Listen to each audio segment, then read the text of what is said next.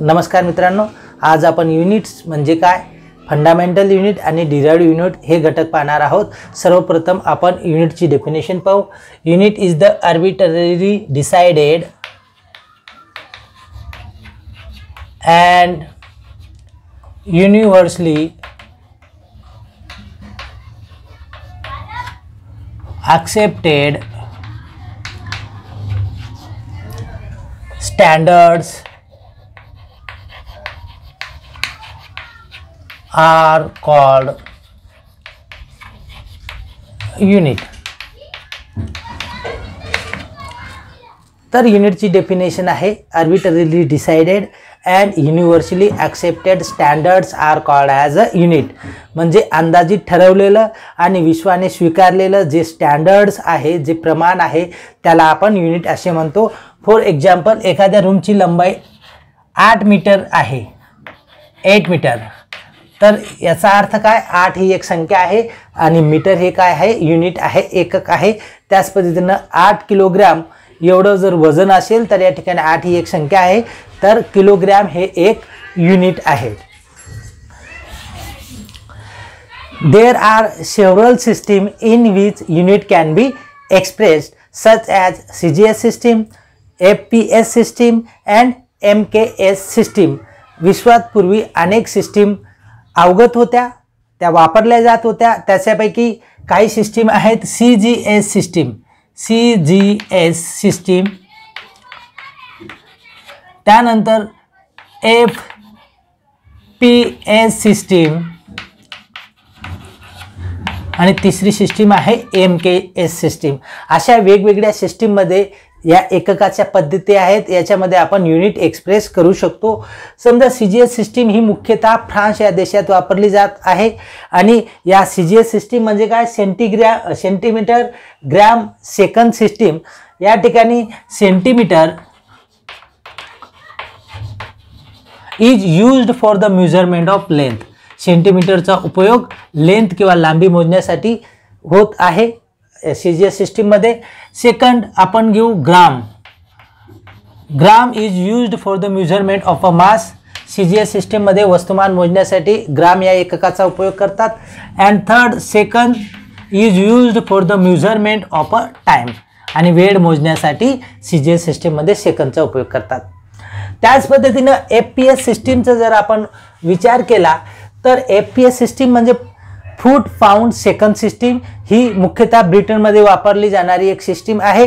या ठिकाणी F means foot, foot is used for the measurement of a length.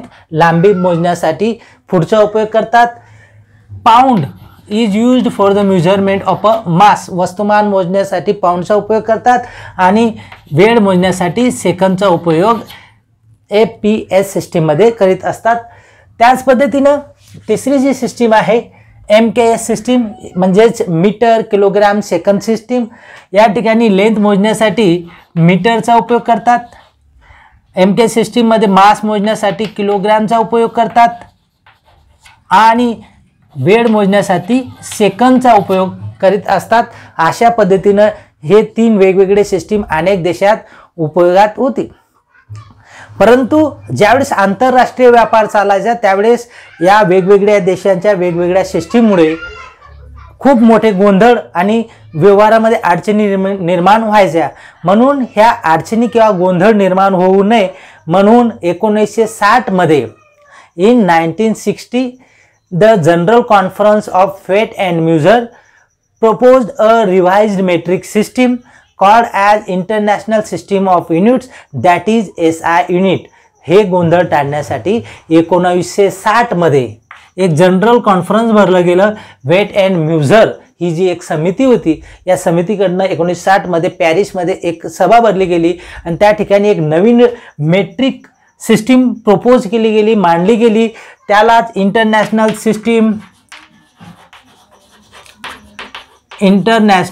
System of unit म्हणून ओळखलं गेलं किंवा त्याला शॉर्टमध्ये SI युनिट असे म्हणतात। आणि त्या दिवसापासून आंतरराष्ट्रीय व्यापार करण्यासाठी SI युनिटचा आपण वापर करतो। आता SI युनिटचे परत 2 प्रकार पडतात। एक आहे फंडामेंटल युनिट्स आणि दुसरं आहे डिराइव्ड युनिट्स. त्याच्यापैकी आपण आता पाहू फंडामेंटल युनिट्स.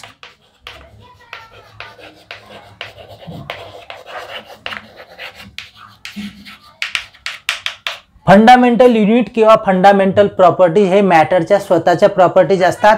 ते आपण दुसऱ्या प्रॉपर्टीज किंवा युनिट पासून मिळवत नाही, म्हणून यांना आपण फंडामेंटल युनिट्स म्हणजे मूलभूत एकक असे म्हणतो. आपण 7 मूलभूत एकक एका टेबलच्या सहाय्याने समजून घेऊ. या टेबलमध्ये सुरुवातीला आपण नंबर लिहू, त्यानंतर फिजिकल क्वांटिटी भौतिक राशी ज्याला आपल्याला मेजर करायचं आहे ती फिजिकल क्वांटिटी आपण दुसऱ्या कॉलममध्ये घेऊ. त्यानंतर पुढच्या कॉलममध्ये नेम ऑफ एसआय युनिट, ते मेजर करण्यासाठी कुठल्या प्रकारचा एसआय युनिट आपण वापरतो त्याचं नाव, आणि शेवटच्या कॉलममध्ये सिम्बॉल, त्या एसआय युनिटचं सिम्बॉल.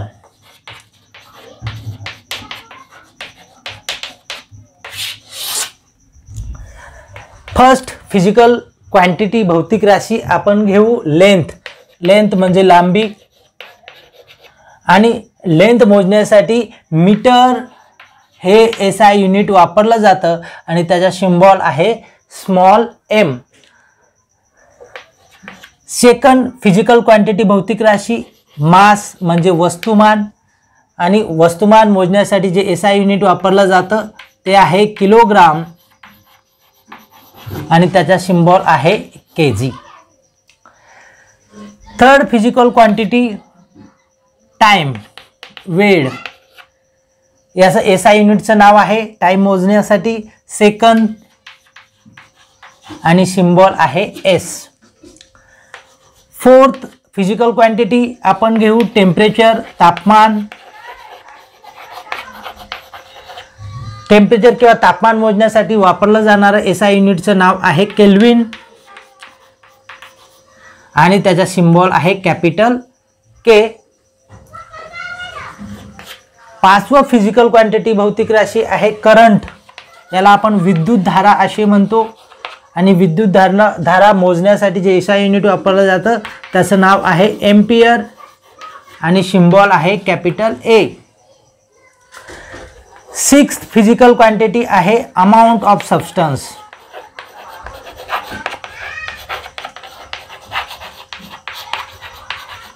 जे मायक्रोस्कोपिक सबस्टन्स असतात, इलेक्ट्रॉन असेल, प्रोटॉन असेल, न्यूट्रॉन असतील किंवा ॲटम्स किंवा मॉलिक्यूल असतील, असे मायक्रोस्कोपिक सबस्टन्स मोजण्यासाठी जे एसआय युनिट वापरलं जातं त्याला आपण मोल म्हणतो MOLE आणि याचा सिम्बॉल आहे MOL. शेवटचं seventh fundamental unit physical quantity आहे ल्युमिनस इंटेन्सिटी. याला आपण प्रकाश दीप्ती किंवा ज्योती तीव्रता असे म्हणतो.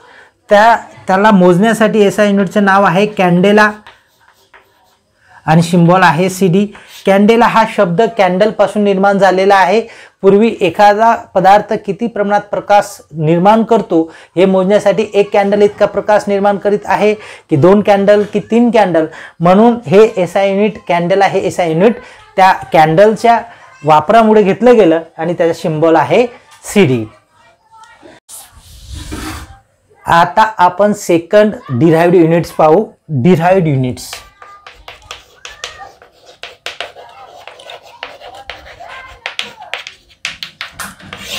Derived units is the unit which can be derived from the 7 fundamental units.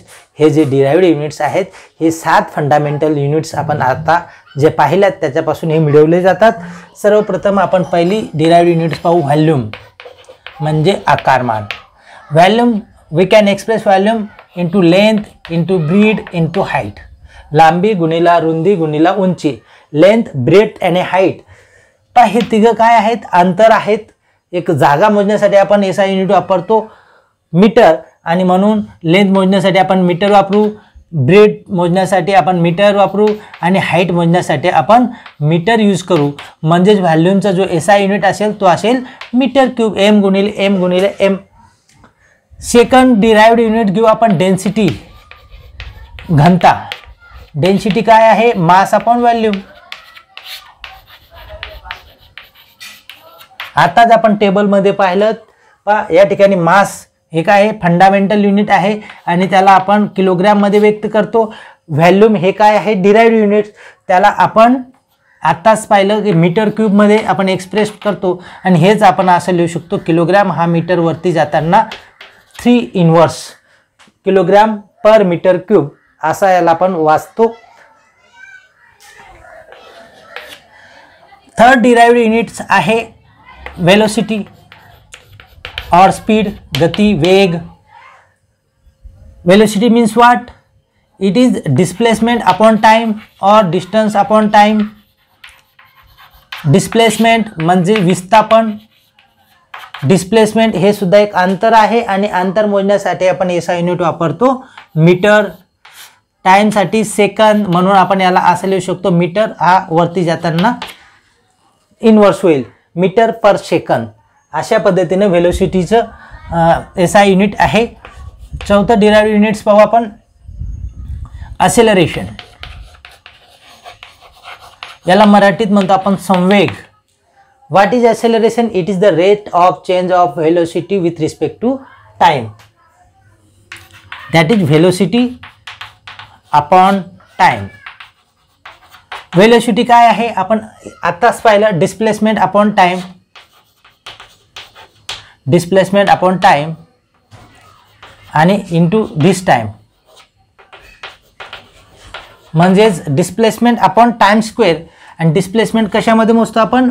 मीटरमध्ये, आणि टाइम सेकंदामध्ये, परंतु 2 आहे म्हणून हे आपण सेकंद स्क्वेअर, वरती जाताना हे मीटर पर सेकंद स्क्वेअर असं ॲसेलरेशनचं युनिट आहे. फिफ्थ आपण पाहू फोर्स, म्हणजे बल.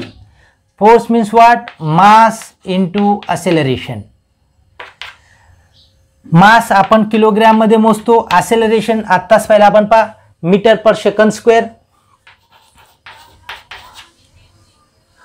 Kilogram metre per second square, याला आपण न्यूटन असे सुद्धा म्हणतो, म्हणून फोर्स एक युनिट न्यूटन सुद्धा आहे. सिक्स्थ डिराइव्ड युनिट पाहू आपण, वर्क म्हणजे कार्य. It is the force into displacement. कार्य काय आहे? Force into displacement. आणि फोर्ससाठी आपण न्यूटन वापरतो, आत्ताच पाहिलं, किंवा kilogram metre per second square. आणि डिस्प्लेसमेंट काय आहे? अंतर, त्याच्यासाठी आपण एसआय युनिट वापरतो मीटर. न्यूटन मीटर हे वर्कचं एसआय युनिट आहे.